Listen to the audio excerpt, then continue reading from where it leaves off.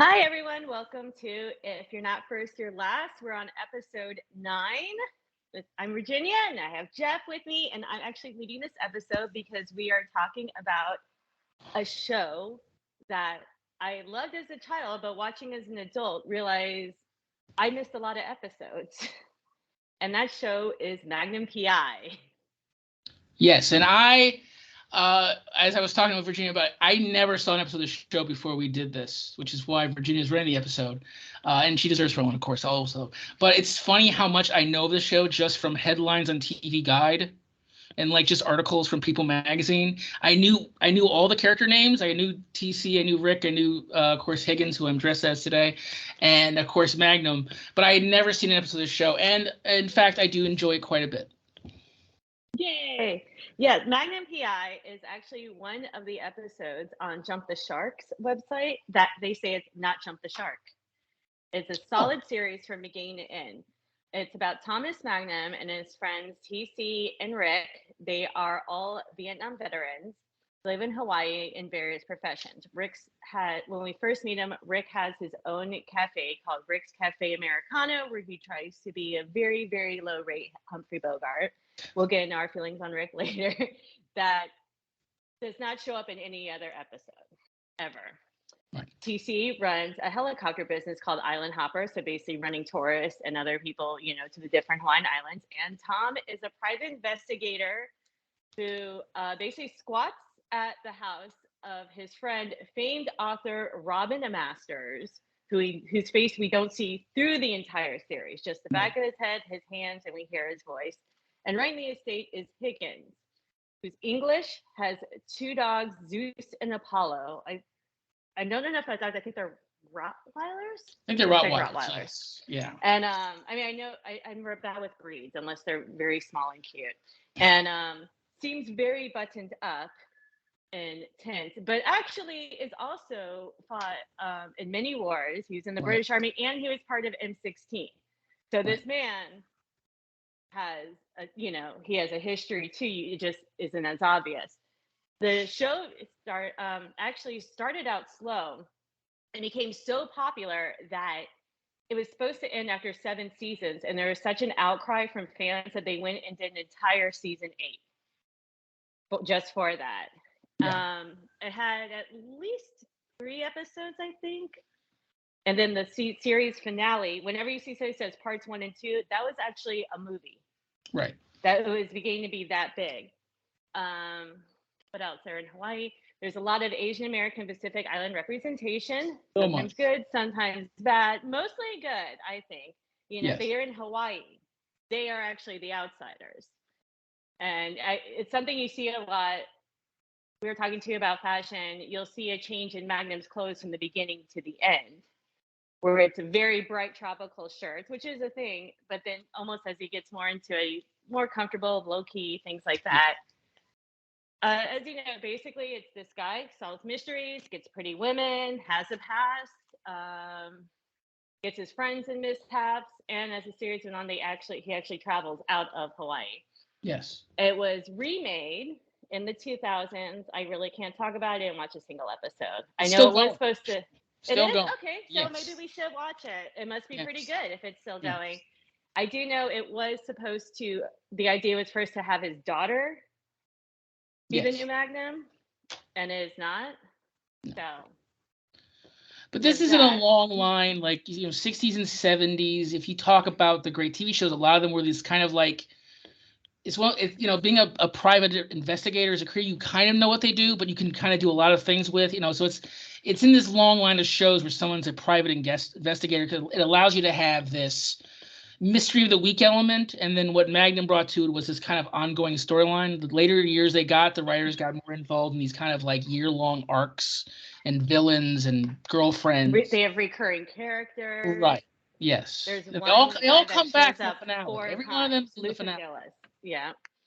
And also, here's another thing. One of the reasons it was actually set to be filmed in California, had a completely different name, things like that. And they ended up moving it to Hawaii because Hawaii 5-0 wasn't filming anymore, and they saw all the old sets. I do want to say before everyone's like, wow, this woman knows such a vast amount of information. I did get a lot of stuff from the website Magnum Mania. It is a ace #1 fan website. It has tons of facts. It has where things are. I also got mad because we did not make it to the American History Museum in Washington, and I found out that website I would have gone to see Magnum's red shirt and his ring if we had made it that day. So, anyways, today we'll be talking about the fashions, the theme songs, the guest stars, some of our favorite episodes that may not have been the first and last, but are definitely important. And then we'll be discussing the first and last episodes. So, Jeff, I know that one thing that really marked your mind was the shorts. It is unbelievable how short Magnum shorts are in this. Now, again, if you look at the NBA at the time, they had short shorts, but they're such butt-hugging shorts. It's like, I don't know how you just walk around a city with that much of your leg showing. It's like, it's like Betty Grable Gams Ahoy like era. It's insane. It is insane. It's not even. It's like upper thigh. Like you're seeing upper thigh on a man who's not at a pool. No, but he is in a very tropical island. And if you see some of the background extras in some scenes, his aren't even the shortest shorts worn by a man there. There's some where I'm like, I am now your doctor. Also, the man has legs like a dancer. I would be showing them off all day too. I was literally sending Jeff shots, like still photos of him walking in the beach and kicking a leg out. And just like, it's amazing. Like it's shocking. Like if you show this to like a modern person, you're like, what's going on here? Like maybe, but I have to tell you, I have some younger relatives, and I actually have gotten to go out downtown once in a while on a kid-free night, and the short shorts have been a look that's come back. Well, they might be a little more tailored, but they're there. I think it's a lot of people are working out more again, and they want to show off the legs. They want to show off the work. As long as Dayglow doesn't come back, I'll be fine. As long as there's not the shirts where you touch them and they change colors, like in that is also coming back. Oh no, I'm really. It not as big, but I have seen things for it. Yeah, but it is amazing how much of the show we remember. I know from never seeing an episode. Now the thing that we're going to talk about next is if you were a female Asian actress in your teens or 20s in the era of Magnum PI, your life was set. There was you had a job.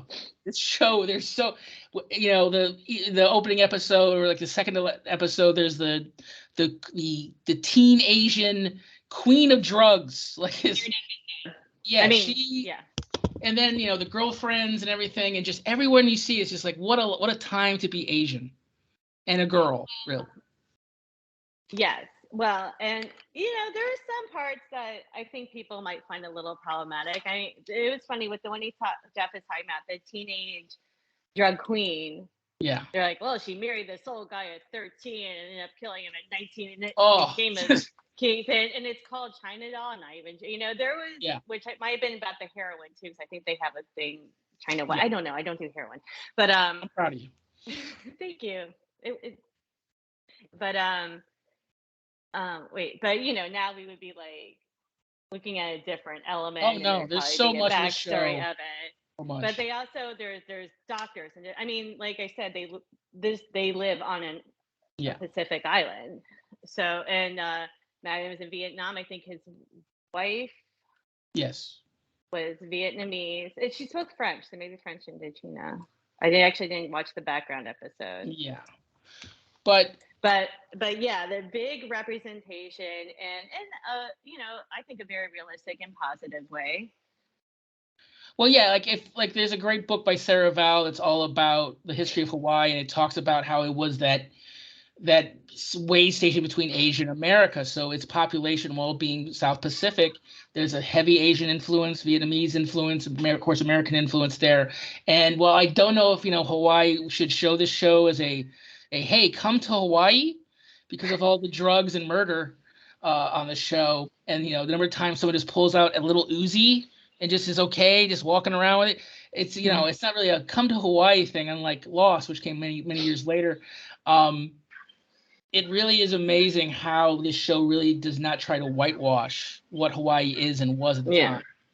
And I feel like it doesn't go into a lot of things that there might be a light bit of this, but not as heavy as you would think. There's no like really fetishization. There's no, you don't have a lot of like the delicate doll or the, you know, like sometimes, you know, there might like, this guy's a drug lord, we're going to have him in his like, everyone in kimonos and Hawaii. That long-running girlfriend who comes back in the finale, who's the Asian, the reporter. He's reporter, who's such a strong. Yeah. Again, at that time, that character is amazingly strong. I look back at like Girlfriends on other shows at that time, Simon and Simon or Cagney and Lacey, those kind of shows. They would not have that strong of a character. And this show really chose to make her a full developed person, which is really interesting. Yeah, well, like I said, I think that's one thing I do like. You know, Hawaii is not just a pretty background for the mainland Americans to do their story. Like Hawaii is Hawaii and its, you know, citizens are the main people, and there's always a backdrop. They'll do whole. I mean, I think it can in some ways be a tourism thing in Hawaii. You learn a lot about history. They film so much at historic sites. They'll do. When TC's flying his helicopter, you'll have whales breaching, and they have the surf ski competitions and the riding through the gardens. They do a lot about history. The other thing with Pearl Harbor, it is really, I think it's like a love song. I feel it's true for Hawaii, and you can, and like with a good love song, it can't be overly sappy or you'll get sick of it. Good point. Good point. So one of the things that in watching the 12 or so episodes I watched, and Virginia in the 35 or 40 episodes she watched, the thing we both loved is this is the era of great theme songs. Like if you watched as a smaller child, if you watched TV, this was the era of great theme songs, and you just don't get them anymore for one main reason is shows are 4 minutes shorter than they were when Magnum PI was on. There's more commercials now, and the thing that's the easiest to cut is the theme song. Like if you think in the last 20 years of great theme songs, you're talking The Office probably, and Parks and Rec. Yeah, and Mad Men. Yeah, but Mad Men have a little more time, but they're 30-second theme songs as opposed to these absolute bangers from the early 80s that are like a minute and a half. Like you listen to the Magnum PI theme song, you listen to like again Cagney and Lacey, Simon and Simon, Night Court, all these shows and Family Ties, they all had amazing theme songs, and especially for these kind of like CBS crime shows that did these crossovers, because you're going to talk a little bit about how Magnum PI crossed over with all the other murder mystery shows on CBS. Mm-hmm. They did an episode with... we didn't get to catch that, but we will one day. Maybe someday I'll watch, Magnum and Angela Lansbury rocket up and down the coast of Hawaii. She was a partier. Simon and Simon again. Yes. I was going to say, too, the theme songs, when you're saying they're catchy, like I was telling Jeff when we were talking about theme songs, it's like I still have like The Facts of Life, 227, Amen. I will just sing them out every day. That's Saturday. The kids probably think this is a top 40 song. Yeah. And I have that from beginning to end. No, they're so good back then. They're longer. Even though comedy, they're so great. Again, the 70s they had the time. They just, they just tried to explain the show. Like they'd have talking and stuff. Like if you like watch Heart to Heart, they try to explain the show and then have like moments. This was just amazing music. And then like to me, like the Cagney and Lacey theme and Simon are two songs I could just listen to. Like if they're just like 5-minute versions of those two songs, I could listen to them. It's just that's the Young and the Restless was sampled. That's how big those songs are. Falcon Crest, all those CBS shows had one guy write them all, but he just knew how to write. He would just see like 5 seconds of the show go. He would be like, got it, and then he would write just this spectacular theme song. It's interesting with this show, Virginia, that I found, we were talking about a little bit earlier, was this show is going to show about first and last episodes. And Magnum PI is a show that I think understands the importance of first and last, because every season started and ended with spectacular episodes. I watched every opener, every closer. They're the best episodes. Kind of the middles of the shows, I watch a couple and they're good, but those openers and closers, they understood that's when you have the biggest audience and you want to show off. Again, this is a top 5 show that had weekly numbers that series finales don't get today, that the Super Bowl almost does not get today. This is a show that was a top 5 show, was getting 26 million people every week. And that's today's day. The number one show in America is getting 4, maybe. And, this show just knew how to do openers. Let's talk about a couple episodes that really stuck out to you, Virginia. Well, I think one that really stuck out. Oh, wait, first, real quick, I wanted to say with the theme song thing. Oh, yes, go ahead. Quick history. That is not the theme song that was originally written for Magnum PI. It's in the first 2 episodes because Magnum PI, the first 2 episodes were actually a 2-hour movie, which was done a lot, I think, quite a few times in the 80s. Is how they'd open a show or close it. It was, the movie of the week, basically. And then from episodes 3 to 11, it's got this more jazzy theme, which it's not a bad theme song, but it is not the theme song for this. It does not get your adrenaline pumping. It doesn't really fit with the visual, because same visuals almost, but just more like do do do do do, like very mellow. And then episode, let me think. I actually wrote there was like parts where, I think around 9 and 10, the theme song we know starts coming back, but only in fight scenes. Gotcha. You'll hear snippets, and then by 12, it's back, and it doesn't leave through the rest. It's rolling. Yeah, except for I think when they do one where they go to England, Deja Vu. Right. When it was done as a movie, it might have had different theme because that was a movie one, and they were in England. So I think that one had a more classical. That was the one where they went back to solve a crime for Higgins, right? That was the Higgins episode. No, they're actually this one. They were going to establish Robin's estate. Robin Masters has estates throughout the world. It's a castle. No writer is this rich, by the way. No writer has ever been this rich. I know. Even Stephen King doesn't have the castles in Hawaii. Right, novels, Robin, calm down. Hawaii real estate was not cheap in the 80s either. And so they have, it's a threefold thing. They're setting up the castle estate for he's having like an opening night, like a castle warming party. Son of a bitch. Higgins is trying to confront his father, who he hasn't seen since he was 19 years old and was kicked out of boarding school and joined the army. And so something like 40 years. And Tom goes to visit a war veteran friend who's died, and he's been having these psychic dreams. Oh, that was another thing I wanted to talk about. We'll hit that later. Right. So yeah, I think that was one where the theme song they didn't do the theme song for the movie. They might have it in the TV. Right. But I'd say there's so many good episodes. I think one that had me crying, and there's a lot that will do it, but I purposely avoided some of those, was Home from the Sea. Oh, okay. It's a very good one. Yeah. I really like that one a lot. It was the season 4 opener. Yes. It's 4th of July weekend. Magnum goes out on his surf ski, which looks like a kayak to me. Yeah. Is it a kayak? I think it's a kayak. I think there must be a difference, but yeah. And these what he and Rick later on his boat referred to as turkeys are speeding in a boat, don't pay attention, knock him over, and he loses his surf ski because the wake is so big he can't even see where it went. And he spends the entire day and night treading water, trying to stay alive, going back to memories of his dad, who was killed in the Korean War. Right. And his dad teaching him to tread water, and then flashing to why no one is missing him, because Magnum never spends 4th of July doing 4th of July things. He always spends it alone, because that's when they found out his dad had passed. His dad was killed in action, I think. And so TC's taking the little kids, his little league team kids, to a baseball game. Rick is out on his yacht trying to scam on some girl. Right. And completely ignoring his duties. May I add, he runs a beach club, and it is the 4th of July. Huge. And he should be at his beach club. I've never known a restaurant or hospitality manager to not work a major holiday, but okay. And from the walkie-talkie, it sounded busy, or CB radio, it sounded like it's busy enough that he should be there. Then Higgins is doing a polo match. Right. And this so is an that's amazing the piece of whole television. thing's mainly the ocean, just him Yeah. trying not to drown in It's an the ocean. unbelievably good episode of television. Oh, season opener, season 4, as Virginia said.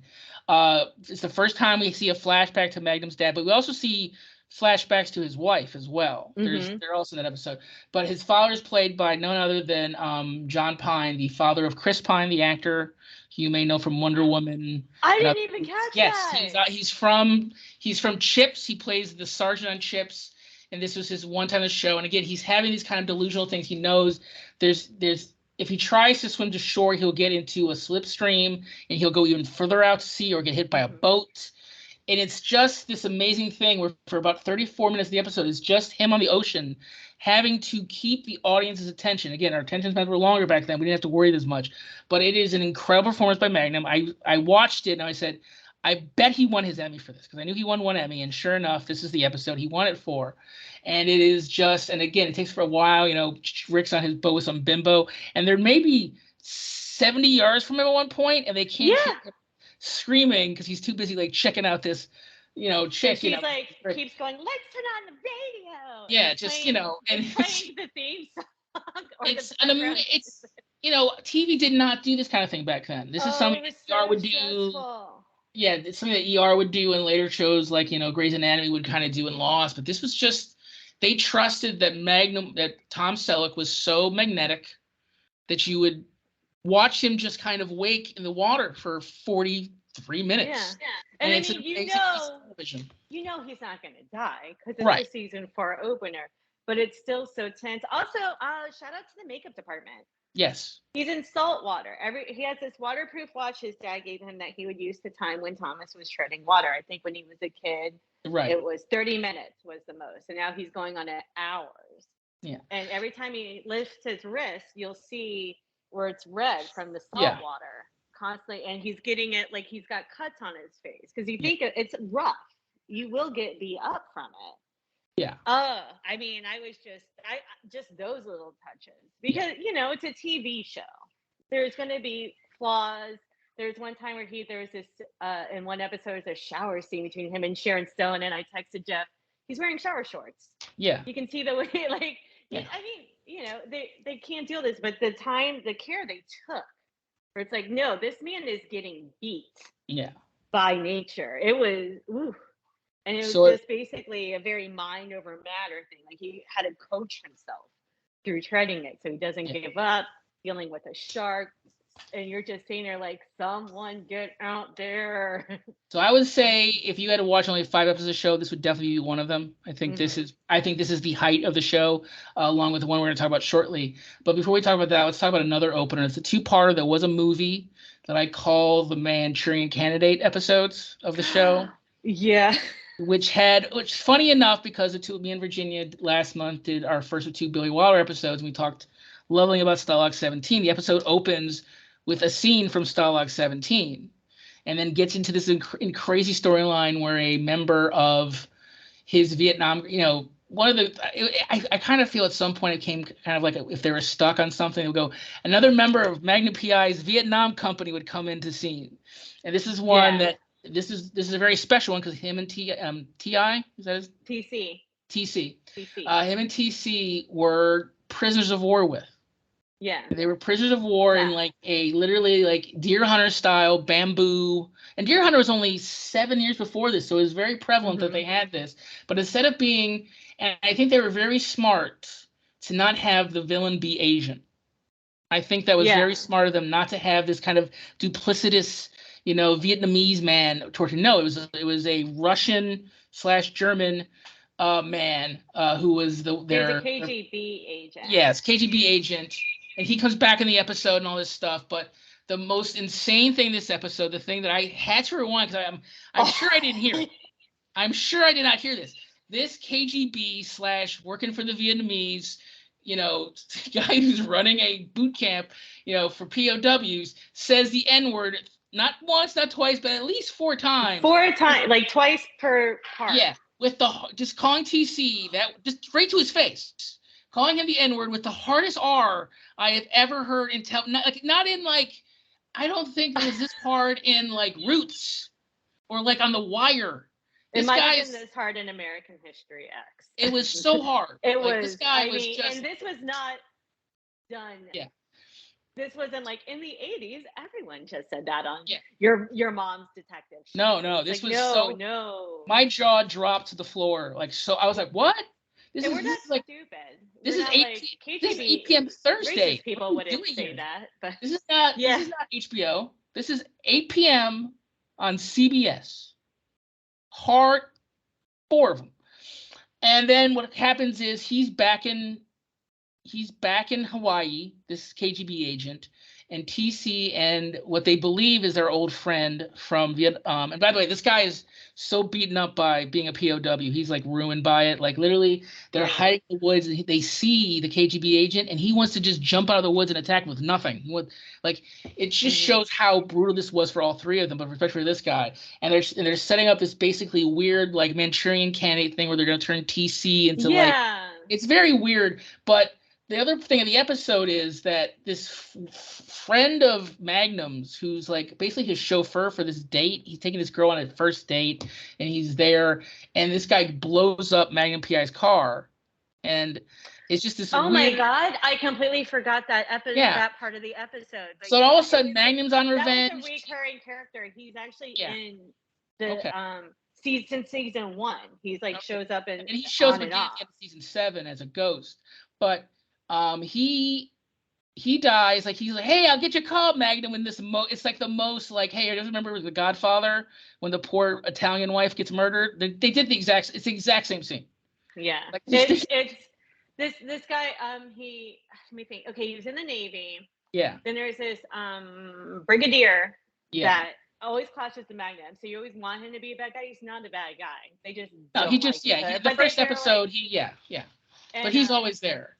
So he finds out this guy is helping Magnum out, and he's like, I don't care if he was military, he is no longer. You stop doing this. This is dangerous. Right. Da da da. So then Magnum feels responsible because basically Magnum pushes all his friends to help him out. He doesn't support TC, and TC is literally like, every time you say it's not a big deal, I get shot. Just leave me alone. You never pay me for gas. Rick runs the beach club that Higgins is a board member at, and Magnum's just always in, not wearing the jacket, just doing what he wants. But also, on Higgins. It's very clear Rick does some underhanded shit. So now, we don't feel bad for Rick. Yeah, but, there's no way Rick knows where stolen children are. I'm gonna say that right now. He is like if he's that bad. I just think if Magnum PI needs like some underhanded stuff going down, or like, hey, I need to know who's the most awful person on the island, Rick. I bet you know them. That's literally how the episode. But like, I don't think he's a bad guy. I just think he's smarmy. Let's get to this part of the conversation that we knew we were going to have at some point anyway. We both didn't finish. Good. So since Magnum feels bad that this guy got fired, because then he basically is the third wheel on the date. That's what he makes. But he makes him go to like a tourist, like basically the Mai Kai here, which I love the Mai Kai. Right. But it's really a date night thing, or for if you want to do the dinner show, that's more of a special occasion thing. And so he's just trying not to make the night end because he's so sad, and then the night does end. Yes, with an exploding car and him dead. So now there's these like two storylines that are kind of intermingling, with TC becoming this Manchurian Candidate who's going to kill the Prime Minister. And that's what I kept thinking too, Zoolander. Yeah, it's all this stuff. It's just this big imploding thing. It's just this huge. It's like it's so great. At the same time, it's so ridiculous. It had such a serious thing, and then they're like have this mind control thing, and I know there's people that are going to push back and be like, so you think Russia is not capable, or the government isn't capable? And I'm like, do I think they're capable of manipulating? I know MK Ultra was a thing. Yes. I believe it in this particular episode? No. But there's also a very get smart feel to it. Yeah, but at the same time, it's like, yes, Magnum was a hero of Vietnam. He was a great soldier, but now he's just a PI, and the government's using him to help solve international travesties from happening. Like, this is why you have CIA agents. This is why you have like top agents, not this guy in Hawaiian shirt who like is, leaves the Navy SEALs. It's such a strange thing. But again, I would never say go watch a show to watch a guy say a profanity you shouldn't say, but it's crazy. You need to see it. It's not on YouTube anywhere. You have to watch the season 3 openers to see this. Now, if you have Prime, you can watch it through the freebie app through Prime. Yes. That's where I got all of them. Quick warning, they do have a habit of putting commercials in the weirdest spots, like middles of sentences, and then it will go back, and then it's a scene cut, and you're just you could have done it here, but you will get every episode. Yes, I try to jump the shark on this subject because I thought we were kind of on it, but I think we need, before we get into the greatest guest casting of all time, before we get into that, we're gonna both just admit this right now. We both hate Rick. Yeah, we don't like Rick. We both like it's such a Humphrey Bogart and Casablanca ripoff. Like, literally, it's Rick's Cafe. Like, they didn't even hide it. This man is a poor man's actor. Like, I don't know who they really want. If they wanted Bill Devane or the guy from West Side Story, I don't know who they wanted. There's no way this guy was the first choice. He's so bad. I feel so bad explaining the actor, but I will say, when it went from Rick's Cafe Americana, which looked amazing. Right. And then suddenly the rest of the time he's just managing the King Kamehameha Club. Right. In episode 11, he's on that. Let me think. I think that's when they're doing the triathlon to drum up business or America. And he's like, I should have kept my cafe. Da da da. And Magnum's like, you did. It was a bust. And I went, ha ha. I don't even know what it is. I just usually I like almost a James Spader type. He just wants to dress and smooth. But he's no James Spader. And he's not even a bad guy. Like I say, I just don't like him. I don't like him. Couldn't have this been the easiest place to have a native actor? Because he's not one of the Vietnam buddies. He's this guy. Is he? I mean, but he's not. No, he is. He was on. So there were multiple duty towards the duty. So the one in the KGB agent, that was Mac. Okay. And that was one other thing. He came on later. Okay. He was on like a second tour, or he came from another unit. So there are things that Magnum and TC have that Rick doesn't, but Rick was a part. I think he was like later in the campaign. But this could have very easily been a Hawaiian actor. Yeah, which is something that it's a bit of a loss. Yeah, that Hawaii Five-0 did a very good job of having a native cop. Made sense. And to have this guy who runs the club, who knows all the inner workings of all, like, how does this guy know all this stuff? Like, how does this guy know Hawaii so well?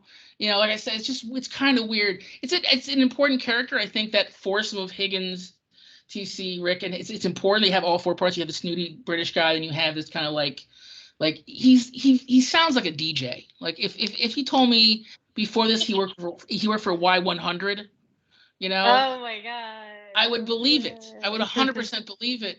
And it's just he's not fun. And then there's the funniest storyline of the finale is his, which we'll get to when we get to the finale. One of the most insane lines of dialogue I've ever heard in my life is in that episode. We'll talk about it. But before we move on to first class, we need to talk about the greatest guest star. I can't think of a better guest star in the history of television than this. And this was a place that had, it had Mercedes McCambridge. It had June Lockhart. It had Carol Burnett. You see your introduction to Sharon Stone. You see an early Ted Danson. We gotta talk about Ted Danson. Veteran Kim Richards. And I can't. I mean, so I was just running out of room to write down all of the. I mean, almost every episode has a notable guest star. But this is a future legend. I would say, but this is this is the creme de la creme. And again, this is a top 5 show at the time. Giant. It's on People or one of the magazines every week. And this guest star is Frank Sinatra. And Frank Sinatra is not there to just do some ho-hum, I'm Frank Sinatra guest star. No. He's not being a singer. This is the darkest thing I've ever seen on television. It starts off with him winning an award, and they just show this little girl retiring. Retiring. Yeah, and he's just in this. Yeah, this little girl back in the day, you would get a gold watch when you retire. yes. You wouldn't just get a kick in the pants. Yeah. This little girl is just like in the hotel, just kind of playing with a ball, and then she just goes towards the wrong room. And then they move to Magnum, and now Magnum and this old guy, played by Frank Sinatra, who's super cool, are detectives looking for this guy. And Frank won't reveal the fact is that this monster, this absolute monster of a human being, molested and murdered his granddaughter. In a horror, we're not going to. Horrific. It's horrific. In a way that we had to. I'm glad we looked at before I watched it. Jeff was like, "Hey, be careful," because my kid had been sleeping on the couch and I kicked her upstairs. Right. And thankfully she stayed upstairs until right after the description. But it takes like 20. You figure out early on this is granddaughter, but you think he just murder. It's just horrific. And Frank is old. This is like mid 80s. Frank. This is his last. Yes. Appearance as an actor. I'm not sure if he did any as Frank Sinatra, like a a show, but this was, and I think he had been retired for a while. Yes. So he finds he doesn't want the old guy. Magnum doesn't want the old guy to get hurt, but he doesn't want also to kill a guy because But he understands that this is a mission for him, and in a certain way because at this point we know Magnum has gone through some things that he would be in the same place as this guy, and there's supposed to be this kind of mirror image of each other. Like he's very scared of I don't want to end up like you kind of feels this episode. And at the end of the episode, he catches the punk who looks like the third kid from the Karate Kid. Like he's like that other Karate Kid in the Karate. It's not the main guy, his friend. He looks like that. He's this blonde, young Gary Busey looking kid. And he starts pistol whipping the kid and punching him, and they're on the roof. And then Magnum shows up and the kid tries to knife him. Yeah, he gets and this is a rich kid, and he had an accomplice. The accomplice already got scared enough and got hit by a truck. Yes. So we don't care about him. But he was basically it doesn't matter if you take me back. I'll get a lawyer. My parents are rich. Yeah. So Frank is he's just beating him as good as you could beat someone on television in the 1980s. There's no blood. It's pretty harmless looking, but it's still. And then he tries to stab Frank because Frank turns to Magnum for a second.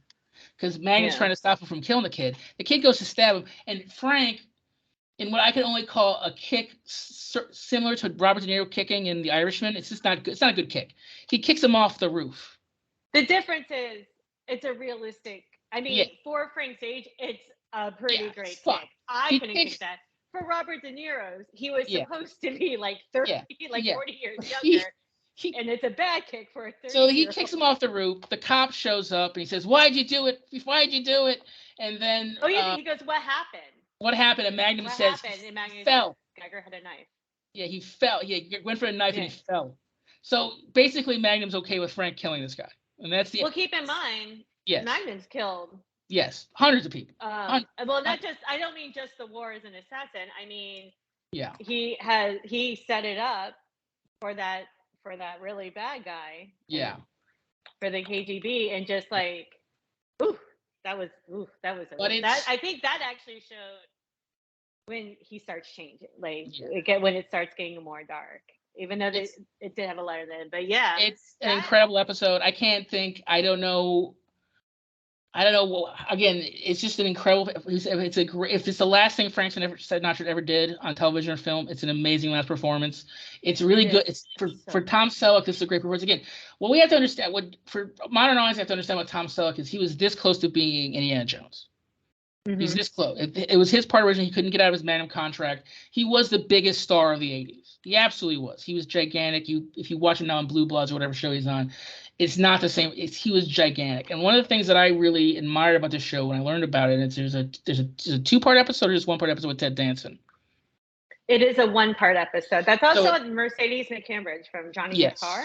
Yes. Who Joan Crawford tortured off set mentally. So drove her absolutely crazy. So Ted Danson plays the heavy in one episode, and this is an episode where Tom Selleck finally he said he had trouble figuring out who this character was, what he really wanted this character to be. And you watch those early episodes, Higgins is sometimes not the villain, but kind of a foil to him in the early episodes. Higgins changes a bit on the writers, I think. So at the end of the episode, they're on the pier, and Ted Danson is going to marry some girl that Magnum knows and he's very fond of. And it turns out he's a killer shocker. Obviously, this is almost like CSI or sex crimes where as soon as you see a guest star you recognize, they're the murderer. Yeah. So Ted Danson has like a harpoon gun. Again, this is before Cheers. This is Yes. early. Very early Ted Danson. He was already in Body Heat though. Body Heat had already. So Ted Danson has a spear gun, and Magnum has a girl behind him, and they're supposed to have a fight. And he stops and he talks to the director. He says, "Listen, she's behind me. He's only got a spear gun. I should just push her off and then jump in the water. He can't get us." And he says the reason he does this is because of James Garner. The spear guns are kind of made for water. Yeah, and he said, the reason I did this, the reason I wanted to do this is because I'm a huge fan of James Garner. If you don't know who James Garner is the star of The Notebook. If you don't know The Notebook, have an old man come to your house and tell you the story of The Notebook. That's the way I learned about it.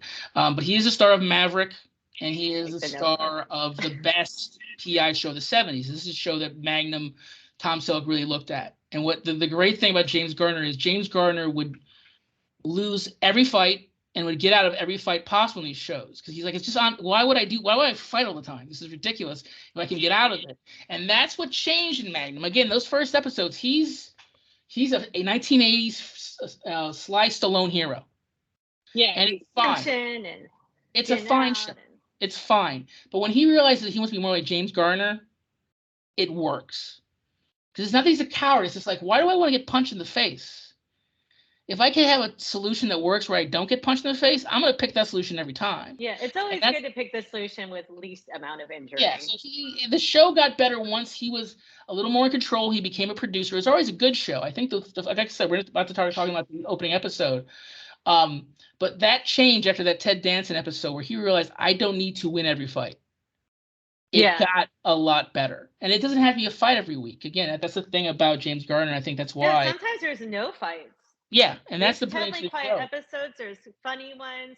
There's ones where he breaks, like he'll look directly in the camera, like Jim from The Office, and be like, and just make it. So there's one where Higgins is kidnapped, and they give him a truth serum, and then he's unconscious, and Magnum finds him, and he's like, Higgins, it's me, it's Thomas, and he goes, Zeus, Apollo, kill, who are his dogs, and he looks at the camera, he's like, must be a reflex. It's a great show. The funnier it got, even though it got darker over the years, again, they did a balance. Like there's always a dark opening and a funny ending, or vice versa, or they'll have more lighthearted episodes if it's dark on both sides. So then we get to the name of our show, First You're Not Last. We get to our first and last episode, and both are two-parters. Both are double hour-long episodes. And the thing that the first episode has that I was so excited about is a specific guest star that as soon as I saw him. You were very excited. Oh, he's the villain. There's no way he's not the villain. I didn't know this actor, so I had no idea. So the great. He's God. If you do not know him, he's one of the greatest. Well, I might not recognize him. Like Paul Burke from Valley of the Dolls was in an episode, and it took me a minute, But Robert Loggia is one of the. So it starts off the first episode. His best buddy from his time in Vietnam, son of an admiral, is coming to town just to say hi. And then he gets picked up by someone else because Magnum's late because of this whole mission that he needed to do for his master and everything. And by the way, in the first episode, he said that Higgins is his major domo. By the way, which is a great reference that no one said he would get. It's a great reference. So he's late. So these two guys pick him up, and they like punch him in the stomach. Hold on. What it is he says Robin Masters has hired him, told him he could stay on the estate, and he's supposed to check the security. Right. So basically, almost every episode has him trying to outrun these dogs and figure out how to get the cards out. So he actually is getting into the Ferrari, like breaking into it and then getting the key and trying to get out. But because of that delay, that's why he's like picking his friend up. So he's late to pick his friend up. His friend gets picked up by two heavies again. Somehow the Hawaii airport is not that busy where 3,500 people would not have seen this kidnapping. It's like the unbusiest day in the history of Hawaii. And they put a condom of cocaine down his throat. And wait long enough. Yeah. Wait long enough to know these thugs know. Okay, it's digested. They just start pummeling him in the stomach until it explodes and he dies of cocaine. So this is the son of an admiral who's had a cocaine overdose from a thing. Is there's this whole scene with like the mortician and everything, and like this guy who becomes like kind of a heavy in the show, the military heavy, is like, I'm gonna expose him as being a cocaine addict, him and his friend. I could have Magnum. any honors. By the way, Magnum's not a nickname. I just want to say. No, his name is Thomas Magnum, and he's It's actually Magnum. the fourth. Yes. In his family, Thomas Sullivan Magnum. So like all these military guys are calling him Magnum, like this is silly. And then he's gonna clear his friend's name, and they keep having these Vietnam flashbacks, which is the thing in the show. And one of the Vietnam buddies in the show, he has maybe 2 lines before he's revealed at the heavy in the second episode, but it's Robert Loggia. It's Robert Loggia, and you're like, okay, that's clearly the villain. There's no way. Now, if you don't know who Robert Loggia is, I highly recommend you finding Robert Loggia orange juice commercial. It is one of my favorite members of my early 20s, where this mother goes to her son, like Tommy, drink your orange juice. And he's like, no. He said, is there anybody in the world that can make you drink your orange juice? And the kid goes, Robert Loggia. And then out of like the gleaming son of heaven, Robert Loggia shows up, and he's like, drink your juice, Tommy. And that's his voice. He's like, wow, Robert Loggia. I don't know. I don't think I've ever seen it. It's not an SNL thing. It's a real, like, Orange Juice decided to be hilarious one year and have this commercial. Jeff, you have to find it and post it. I will post it if I can find it. So, and he just has like 2 lines. He's in the background. Like they're not giving this away. Even registered. But I'm like, that's Robert Loggia. He's the villain. So sure enough, after this whole thing, the car gets totaled. He's almost murdered twice. The military says this is none of your business, and the admiral's gonna know his son's a coke fiend and all this stuff. He's like, no, I'm gonna figure this out. He goes to the airport. It turns out. Oh, sorry. Yes. This is pre 9/11, obviously, and we know this because oh my God. 2 men carry guns into the airport and nothing happens. And so also, Robert Loggia had this very can wander freely. Just wandering around the airport. He didn't buy a ticket for nothing. You get so nostalgic because we're we were alive during that time. He's like, they have really good Shirley Temples at the airport. I'm gonna get one of those. They're like, okay, sir, go on through. Metal detector? Nah, right. So he just goes through, and him and Raj have like the tamest gunfight in the history of gunfights. But Robert Loggia's dead at the end, and he's able to prove that his friend is not a coke fiend. But again, Robert Loggia, like early 80s, I think just before he shot, Scarface. I want to say it's right before Scarface. So this is, and this. Oh, I've seen Scarface. Wait, who was he in Scarface? He's like one of the villains in Scarface. He's like this friend that's like, I know, but he's the one that's always talking about like good vagina. He's just always on it the whole time. And then he of course had his great run on Sopranos, which he did. Blocked him. He's great. Wait, who was he on Sopranos? He was. It's called the Class of '98, and it's all the guys that get put away back in 1998 for Rico Acts. Oh, okay. Time like him, Buscemi, and Tony doesn't like him because he's old school and stuff. So he gets him like picked up for a parole violation. It's great. Yeah. But it's a really good setup for Magnum. I think it's not a great setup for TC. Rick has some good moments, and of course Higgins is already like in the pocket. This is basically the most likable Rick will be. Yeah, this is like Higgins is in the pocket already, which is very funny because the more I watch it, I think more to like, oh, okay, this character is just a ripoff of Bruce Wayne's Butler. Like literally, like it's everything about Bruce Wayne. It's like they're both MI5 guys. They both have these like kind of military past they don't want to talk about. Like it's very similar kind of things. Pennyworth is just the same thing, but he's so good in it. And then we travel 8 years into the future. Again, there's a surprise 8th season that they got only because the fans were outraged. And we see this really nice 2-parter that's not, at no point is Tom Selleck really in danger at any point in the 2 episodes. No. But you see everyone. You see, it's like this Wizard of Oz, and you were there, and you were there. Yeah. And everyone's in these episodes, including the amazing Gwen Vernon as his mother. Yeah, it starts with him in Virginia. Yes. And that's where his family is. Yes. I like Virginia. Including, surprise, first time ever, rock star guest star as his grandfather, who he doesn't know. Because his grandfather were estranged, and they never got to. And he's like an old school military Navy guy, and like somehow they never like met in the Navy. Like there was nothing. I think like it's just they were estranged because can't keep a promise. He does not seem to really care. I don't know what it is. Obviously, Grandpa went through something, because anytime he's getting too close, he takes off and disappears. Yeah. On it. And they bring back characters. They bring back this Asian girlfriend who was Rick's wedding. And Rick's wedding, that's the other which has the greatest line of all time, because for some reason it's Higgins' job to run this stupid wedding for a guy. I was wondering that too. He's not Rick's friend. Like, I what's think he it's doing? because they're doing the wedding on the estate. Yeah, they're doing the wedding on the nicest estate. Place. But I was like, but why is he in charge? Why is he the wedding planner? So this woman who's in charge of the wedding with Higgins says something about the bride wearing white, and Higgins kind of says, yeah, should she wear white? And then this woman goes, is that because I used to be a hooker, Higgins? Like, no, yeah, because he's like, her voice at all, and she's not angry. She's kind of funny about it, but it's such a weird line. Just matter of fact. No, it's just like, you've been around the block. Why are you wearing white for? This is ridiculous. But on the other hand, white wasn't a popular color until Queen Victoria. So it's weird. And then, Rick's all worried that Tom's gonna find something to do instead of being his best man and all this stuff. And Tom's got a lot on his mind, because while he's helping his former girlfriend, one of the most gorgeous women I've ever seen in my life. This woman is, by the way, gorgeous.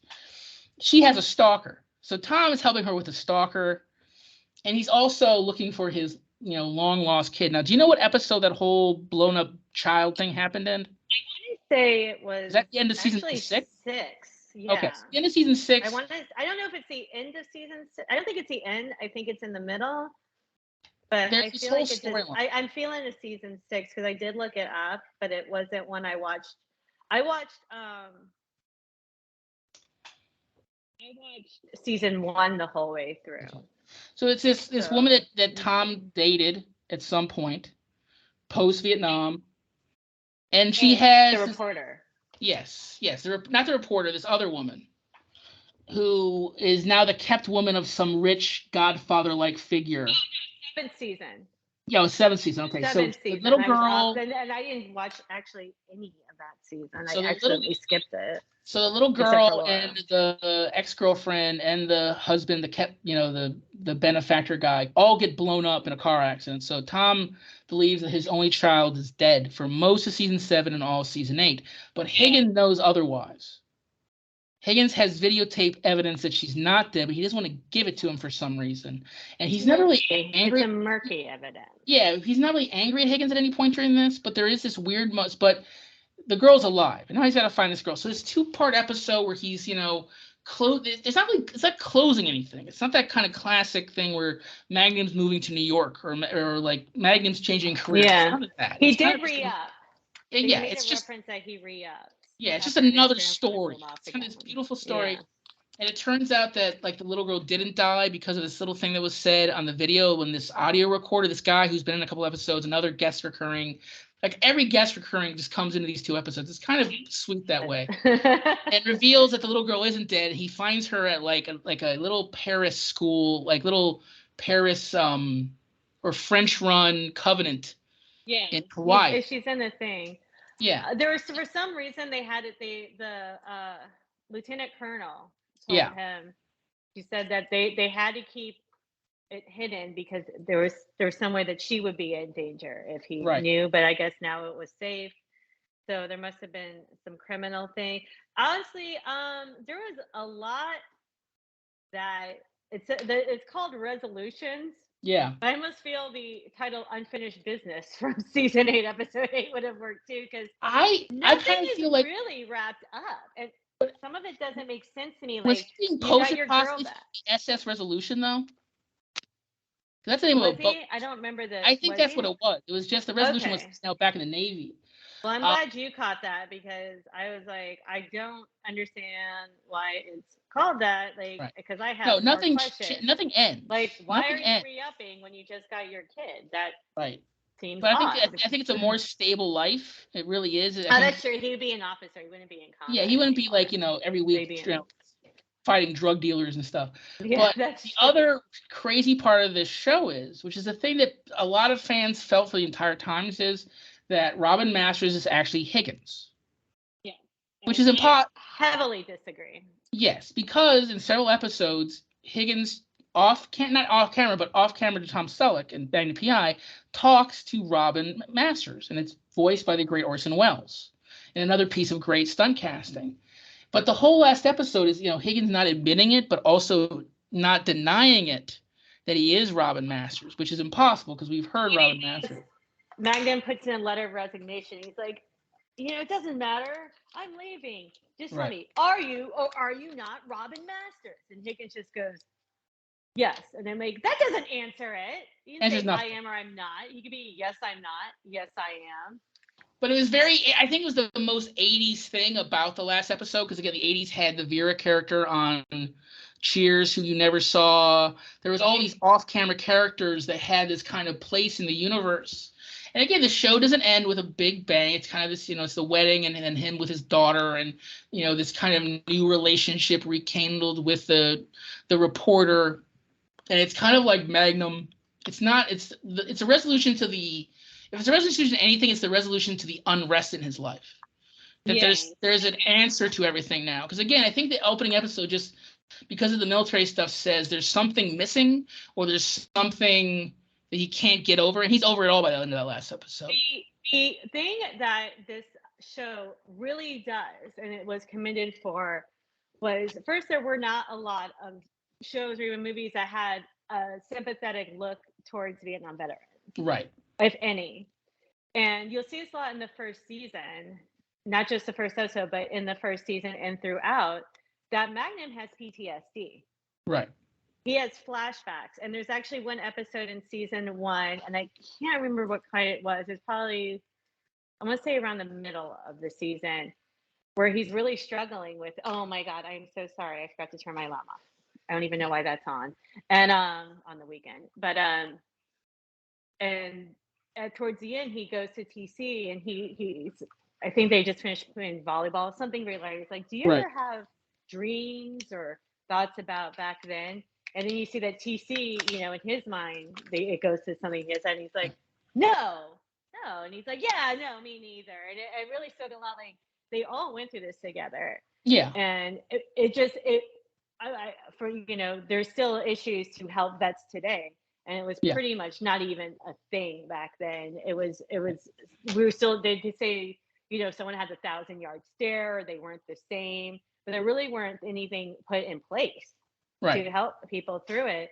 And it gave and you have to remember too, people might not know that, weren't even alive back then, but a lot of the other wars, people came home and they were heroes. Right. In the Vietnam War, it was not the same, because there was so many people were against the war that they get mad at the people who went overseas. And there was a draft. You could even choose back then.